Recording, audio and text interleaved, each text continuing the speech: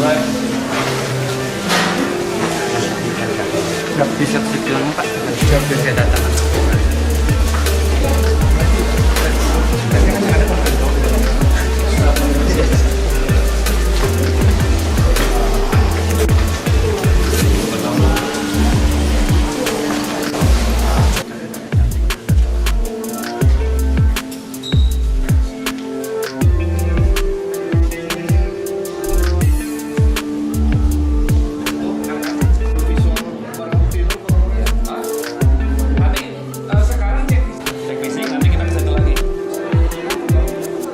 Dari semalam kami itu mendapat semacam teror, ya.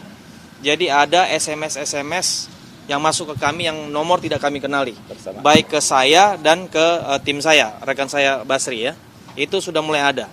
Jadi ya kami berharap agar supaya jangan ada teror lah, ya. Biarlah proses hukum ini berjalan ya secara profesional gitu.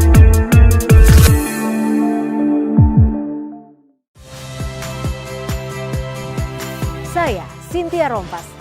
Saksikan program-program Kompas TV melalui siaran digital, pay TV, dan media streaming lainnya. Kompas TV, independen, terpercaya.